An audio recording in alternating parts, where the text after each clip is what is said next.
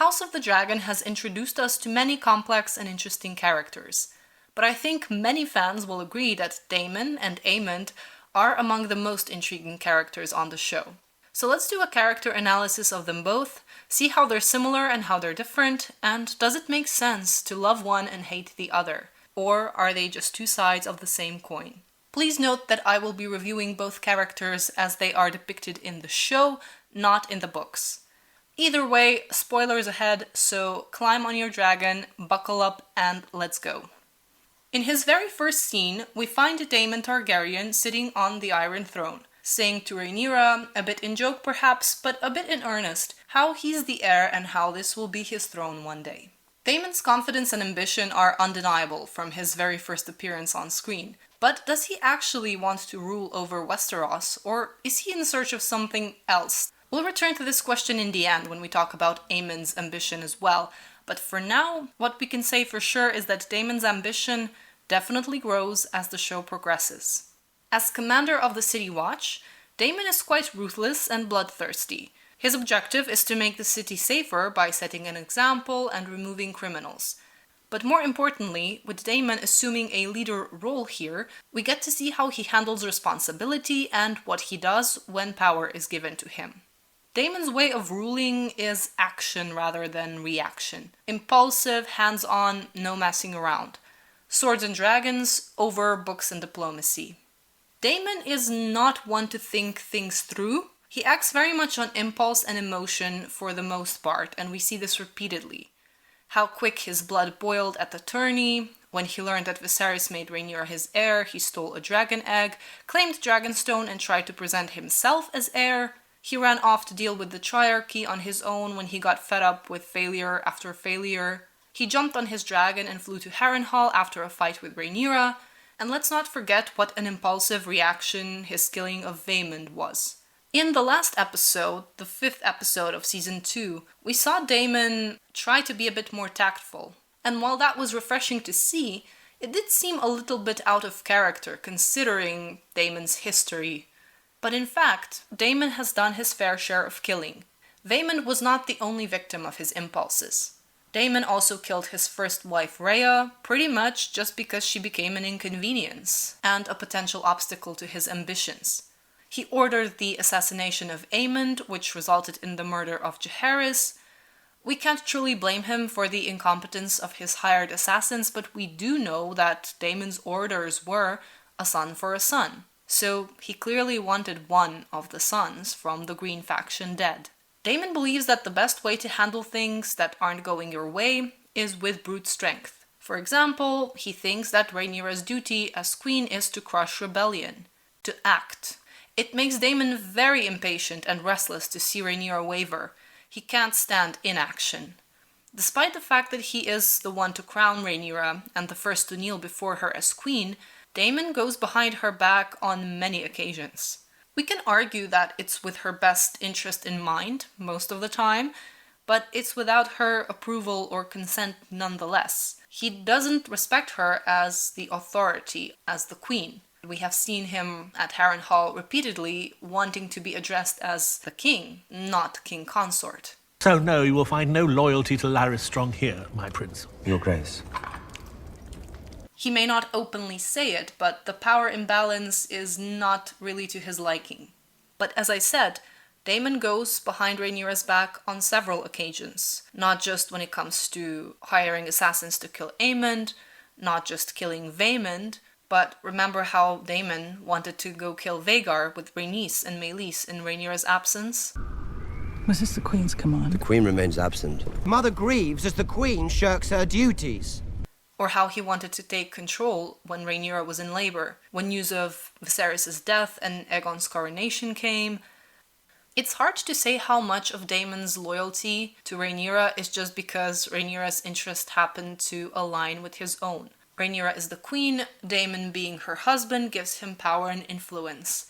It's impossible to know if his loyalties would change if Rhaenyra stopped being useful to him, but considering how brash, fickle and impulsive he is, how far he is willing to go to cling to power, and how he's been acting in the last episode, so episode 5 of season 2, it would not be unlikely for him to change his tune. Is there some reason you feel free to wake a king in his bed? Daemon is looking after himself, first and foremost.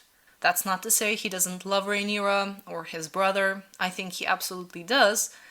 But that doesn't mean he loves them more than he does himself.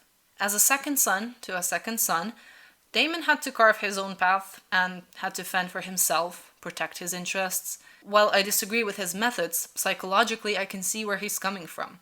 And fending for oneself is certainly something Daemon has in common with his nephew. Unlike Daemon, who is all grown up when we first meet him in House of the Dragon, we get to follow the life of his nephew, Aemond, from childhood into adulthood. Aemond's first scene, however, is pretty sad.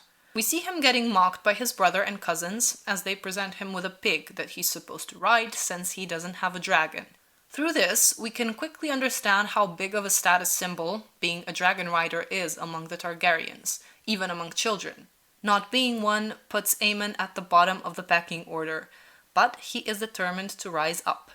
Much like Daemon is paving his own way in life, Aemond is also pretty independent and very brave. As a 10-year-old, he claims Vhagar, the oldest and largest of the living dragons. This is no small feat for anyone, let alone a child. Unfortunately, Aemond cannot celebrate this accomplishment because he gets attacked by his cousins right after this and loses an eye. But what happens after is probably even more pivotal to Aemond's development.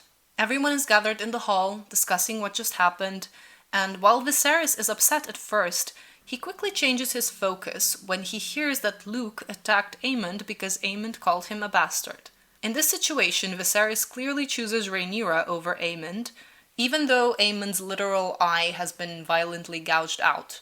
From Viserys' perspective, an open secret being used to insult Rhaenyra's son is worse than Viserys' own son being physically attacked over this insult.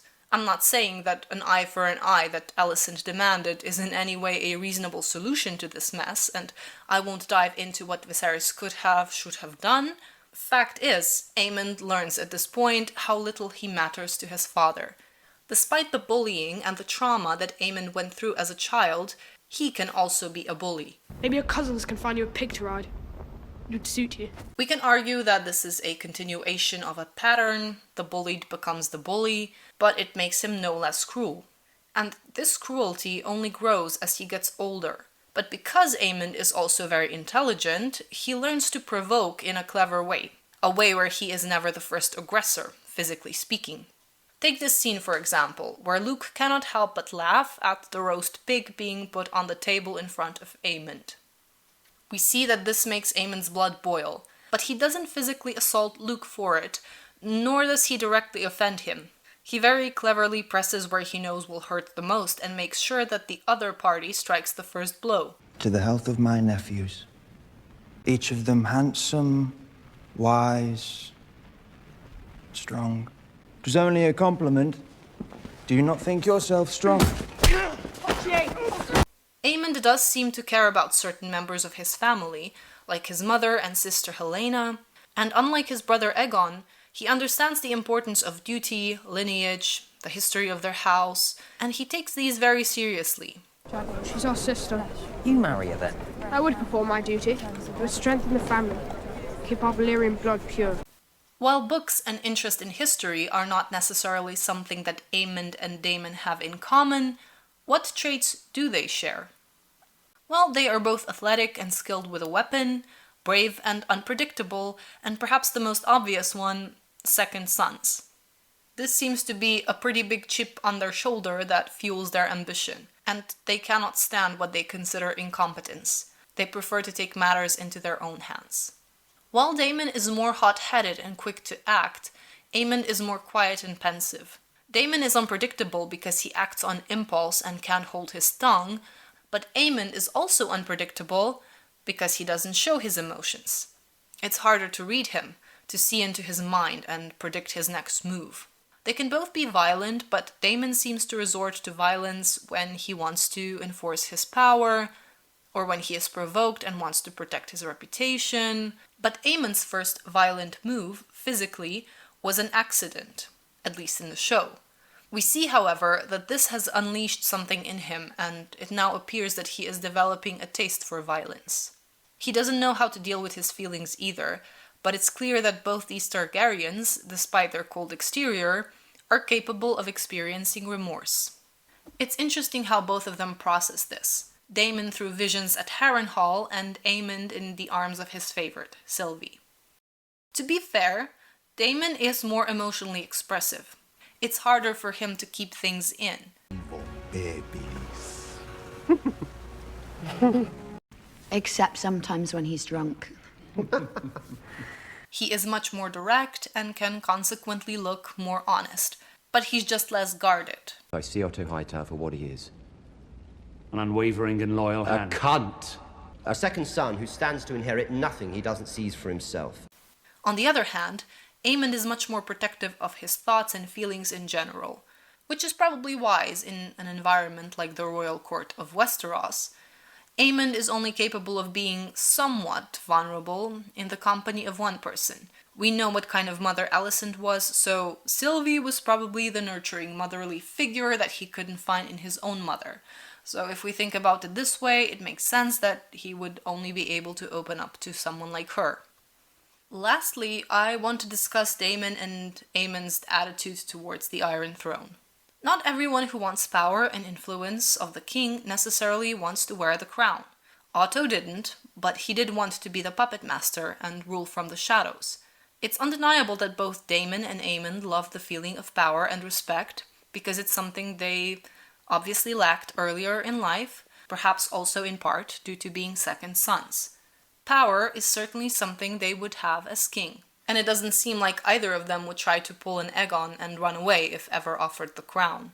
How they choose to pursue this power is in line with their respective characteristics. Daemon with the attitude of actions speak louder than words. He believes he knows how to play this game better than Rhaenyra, so it's hard for him to hold back and not do anything when she's being indecisive. Even if he doesn't want to directly usurp her, his actions could very well lead him in that direction. In contrast, Aemond tries to gain influence in a more covert way, strategically and quietly making his way higher and higher up the ladder. But just like Daemon, Aemond is also doing things behind his king's back, because he thinks he knows better, and he thinks he is more competent, like Daemon. But where will ambition and the quest for power lead Daemon and Aemond? I guess we'll have to keep watching House of the Dragon to find out. Thank you guys for staying around till the end.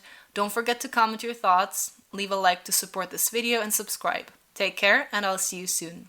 Bye guys.